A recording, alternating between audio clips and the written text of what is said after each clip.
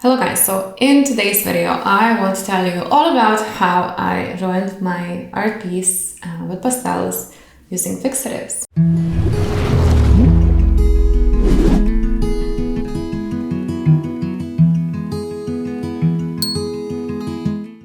So if you're following me here from before, you know how much I love working with graphite pencils, with charcoal, with colored pencils, and this is something that I'm still gonna be using. It's just now I cannot get over that feeling of constantly wanting to work with pastels.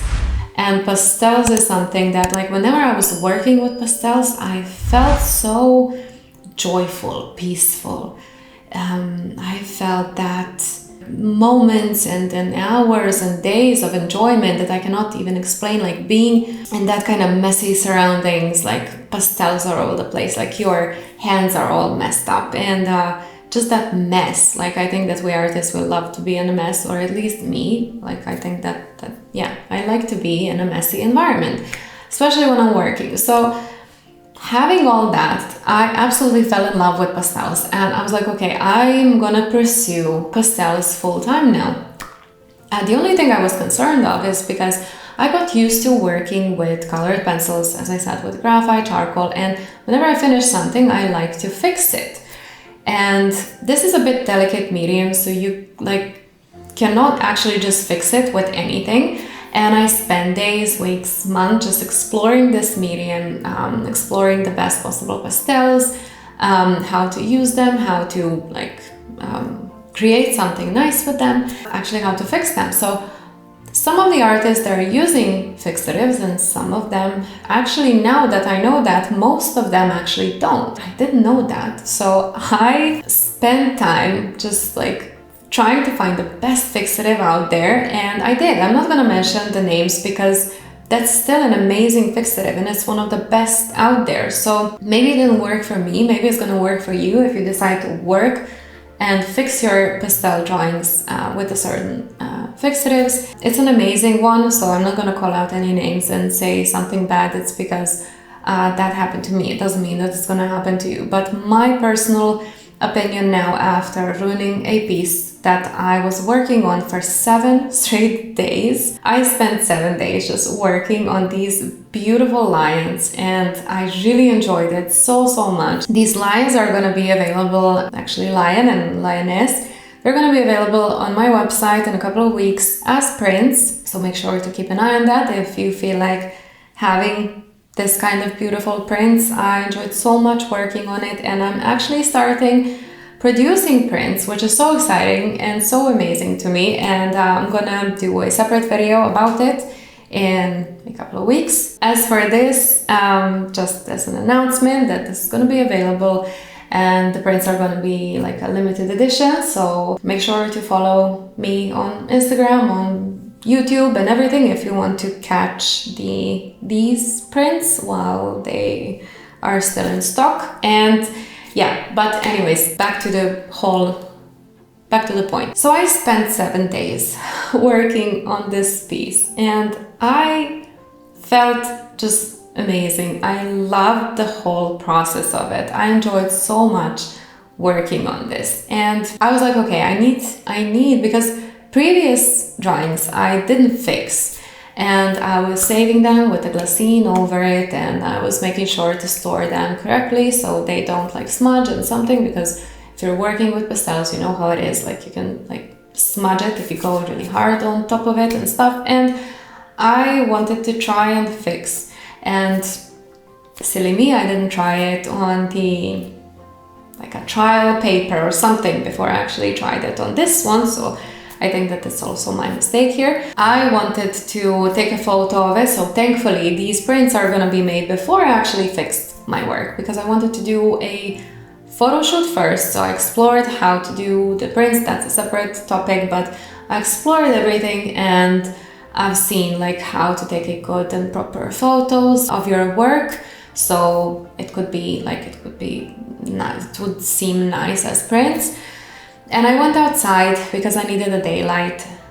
I keep having my cat's hair somewhere on my face. So I went outside, and it was windy, and I wanted to take a photo of it. And the day before, yes, so day before, I tried and searched for, like I basically searched for this fixative everywhere and I couldn't find it nowhere, like not even online, like on Amazon and stuff, like it was really impossible to find. And I knew about one shop that I never been before here in Malta, and I was like, okay, I might go there as well and see like how, like what they have, what kind of pastels they have. And as soon as I entered, I went to the pastel part and I saw that fixative. And for me, it was like, okay, this is a sign. Like I couldn't find it anywhere, and now I found it here in this little island, just being there. So it's like, it's very, you know, it's handy to have something like that. And I bought it and I was like, okay, I'm gonna fix it tomorrow, like after I take a good shot of it. And I went outside, it was windy, as I said, and I taped it on one big board. I put it on the easel, and while I was trying to take a good photo of it, I took, I think, 5 or 6. After the 6th photo, the wind blew a bit harder. I didn't fix it properly, the board, and board started falling. I wanted to keep it from falling. At that point, I didn't think about me ruining a drawing. And I smudged it badly because I really pressed it like really hard, and I smudged it like in 5 parts. And I spent hours trying to fix it. The drawing, then I actually fixed it, which was really nice.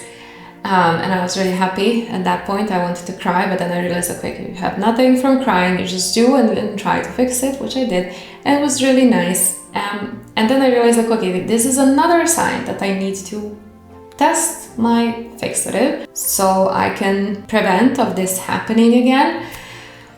And I took my fixative. I wanted to make sure that I'm doing a good job, so I went again on YouTube and saw like what kind of, like how many layers would they spray and like what's the distance and everything, and I kind of went everything like all by the books. I did that, and after 10 minutes, because I wanted to leave it so it can get dry, all of a sudden like it all became very dark, and I was like, okay, maybe once it's dry, it's gonna be nicer. And then I saw that loads of undertones, like loads of oranges, started to pop out, which I didn't like at all. And I was like, okay, maybe it's gonna blend in again together after it gets dry. I left it. Then I saw that certain people that are using these kinds of fixatives 4 to 5 times on a certain drawing, and I was like, okay, this is just my first time, maybe it's gonna be better after a second. I sprayed it the second time and it became even darker, and I saw that like all the details that I was working on, they're gone. And I was like, okay, maybe if the second one gets dry, the whites and everything that I just did, it would be seen. After half an hour, I realized that they're gone. Like it's like I had a magical fixative that just made my lights disappear and my darks and my details and stuff. And I sat in front of that like for half an hour. At that point, I didn't even think about filming the whole process and stuff because I was too excited to actually try it and stuff. And I'm one of those artists who actually forgets that it has a camera, because when I'm in that mode of creating or doing something or experimenting, I don't think about anything else except the drawing, except that process, the creative process that I'm in. So I was like, okay, I was sitting there just looking at the piece, and I was like, this is a disaster. Like I just spent 7 days working really hard on this drawing. I put my heart and my soul in this drawing, and it completely went just flat, very dark, very flat. And then I spent hours trying to fix it again and to get back those details. It's just that those oranges, kind of the undertones popped out, those mid-tones kind of disappeared, everything became very dull, like the dull color. And I just felt terrible at that point. Like, okay, I wanted to cry, but then I realized, like, okay, you have nothing from that, so you might as well just try and fix what you just did and what the fixative resulted in your drawing and stuff. And I was like, okay, I might as well just try and fix it. So I fixed certain parts. It's still not how it's used to be, but I tried at least fixing it up until the point that I was happy with. The oranges are not seen correctly like anymore like that. So to be honest, after that I put away this drawing. So it took me like, I think, a couple of days to make this video because I really wanted to stay away a bit from this whole process. I know that we as an artist, like we need to explore, we need to have those trials and errors, like that's completely fine. But at that point when this happens, you can be really affected because it's a part of you which is not like it's not looking anymore the way how you wanted it to look like. I just wanted to move that drawing and just stay away from it for a couple of days and to see it after a couple of days with like fresh pair of eyes and to kind of be like, okay, if I like it or if I don't like it. And then I actually came to the point where I want to film this video and tell you about my experience, because if you're a beginner and you want to start working with pastels and you don't know how to fix it, maybe this video is going to help you out to decide. Because for me, certainly now, for sure, I'm not going to be using the fixative anymore, I think ever. It's just because my kind of work gets really affected by fixative now. So I wouldn't, if you're into the wildlife and you have all the details and you have like or maybe the pet portraits or any kinds of animals that requires like loads of details and have loads of lights and darks, I think that the fixative is just gonna dull the colors and loads of the details are gonna be lost there. And I said then after I needed to explore a lot, and then I found a couple of artists that are having an amazing full-time jobs from these kinds of drawings. And at that point I didn't care if they're not gonna respond or if they're gonna, like it, when you contact an artist and then they just don't answer, you just get bummed by that, because it's like you kind of want to have a conversation with them.